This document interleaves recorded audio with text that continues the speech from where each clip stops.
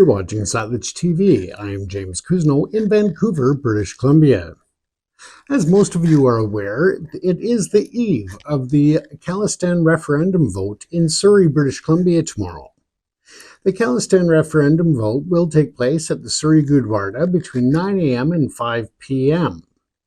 I was fortunate enough to pay a visit to the location today and not only witness the amazing volunteers and work going on to ensure that everything is prepared on time and allowing for a smooth and efficient welcoming to everyone coming out to cast their vote.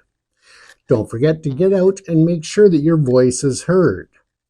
While I spent time at the Gurdwara today, I had the fortunate opportunity to sit down and have discussions with many different people.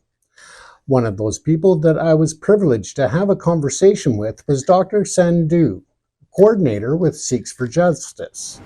Dr. Bakshish Singh Sandhu, President Council of Khalistan and Director of Sikhs for Justice. And thank you, James, for having me here to talk about our very important topic, that is Khalistan referendum to liberate Punjab from Indian occupation.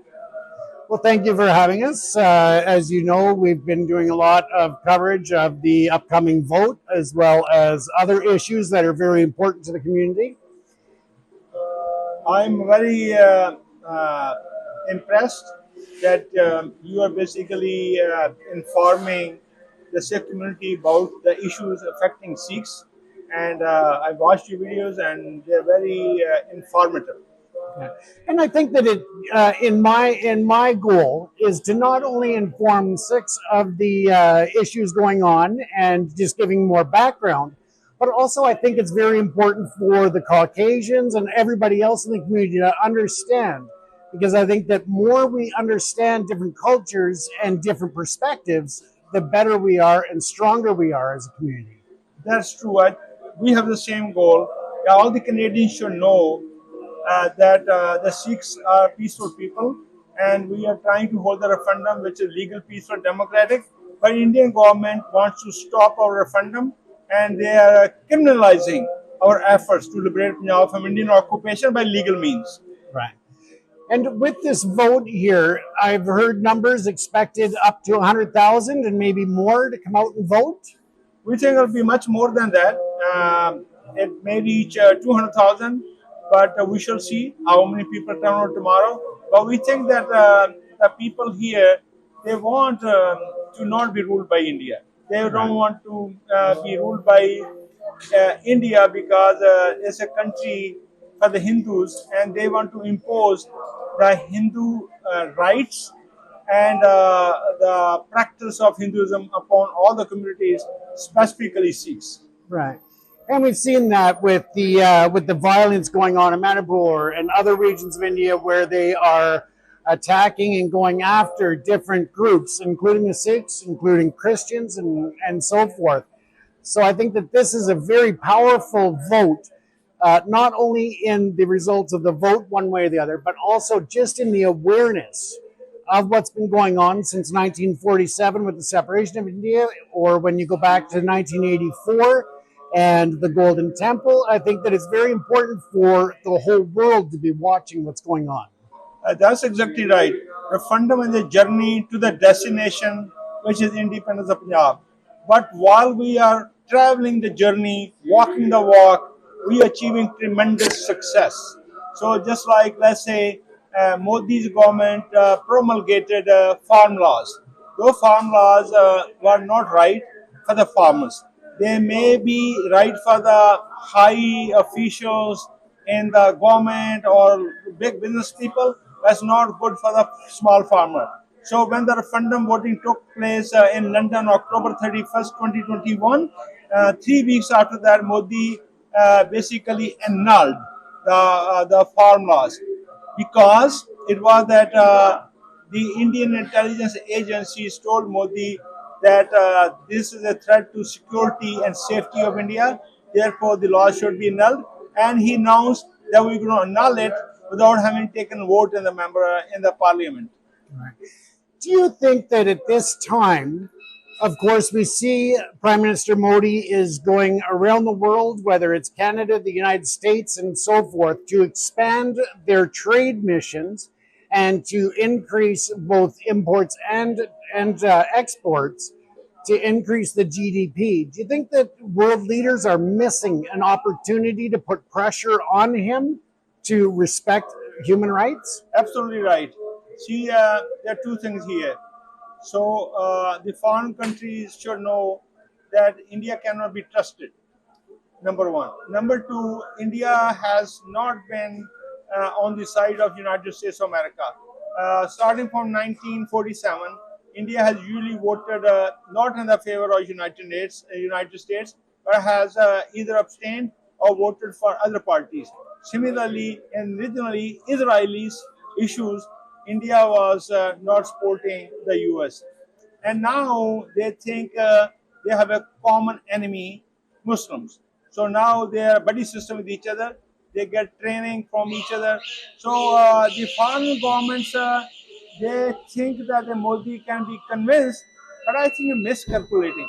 I think this totally off the mark that India is not going to be basically friendly nation for the United States or the West, because India has own values and they don't give it up. Also, they have a lot of ammunition which is Russian based. So they have lots of stuff which they don't want to basically part with. And the most important thing, the world has litmus test. Right. Litmus test says that if Modi's government has abstained from voting more than 13 times in the United Nations vote, then they should understand where India stands. Right. But if they are ignoring it, to their own disadvantage.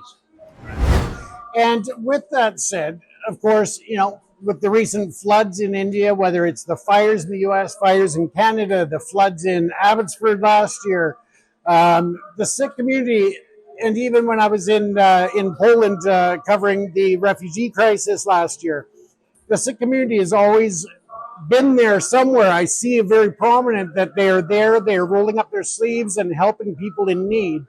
And I think that that's something that people also need to remember, is that even in times of struggle, where the floods were happening in India recently, the Sikhs were there helping and not looking at somebody saying, you're this, you're that, you get help, you don't. It was just, we're here to help each other. We're here to help our brothers in humanity. That's a Sikh character. That's the principle of Sikhism, that the Sikh gurus, over a period of several hundred years, developed the Sikh character, written rule of conduct. But like Hindu religion, they have no written rule of conduct, that this is good, this is not good. So the Sikh idea is to help the needy, work hard, and share your earnings with others. But let me say another thing. See, whenever there is some kind of disaster or any bad event happens, Sikhs bear the brunt. How is that? If there's a war between India and Pakistan, the Sikhs are the soldiers are killed because they're on the front line. If there's a war between India and China, Sikhs are on the front line. The Sikh soldiers are on the front line, they're killed first. If there are floods in Punjab, the people of Punjab suffer.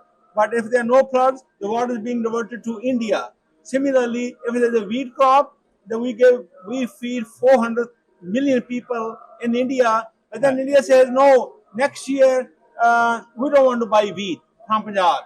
You know why is that? They want to manipulate the market. Then they say, oh, nobody's buying, so I am willing to sell cheap. Right. So if there are no buyers, you cannot charge the high price. Of course, yeah. So say they are manipulating. So then they attacked the Golden Temple Amritsar, and that was a manipulation. Because not only Golden Temple Amritsar was attacked, but it was they had attacked 37 other gurdwaras, Sikh house of worship. But they said they want to capture Sant Janai Singh Ji and Ramwale. But Sant Janai Singh Ji and Ramwale was not all in all those 37 gurdwaras. They knew that he was there. So this is a very important point which your listeners or watchers should know. Here, the issue of Khalistan has been coming along for more than 200 years. Right. So ever since the Sikhs lost their sovereignty in 1849, they want to get it back. So what happened? So after the partition, Indian government had a clandestine design. So they infiltrated into Sikhs and they raised the demand of Khalistan. Right. So then they supplied the arms to those people whom they want to raise the issue of Khalistan. So Right. what happened? Then Indian government say, "Oh, you are asking for your rights, therefore you are unpatriotic and you are violating the law, Unlawful Activities Prevention Act." Right. So it was 1950, Unlawful Activities Ordinance was published. And then in 1967, Unlawful Activities Ordinance was changed into Unlawful Activities Act. Right. Under that act, if you ask for your right, free speech, if you say we want Khalistan, free country, then you are basically criminalized and Right. you're put in jail for several years. Yeah.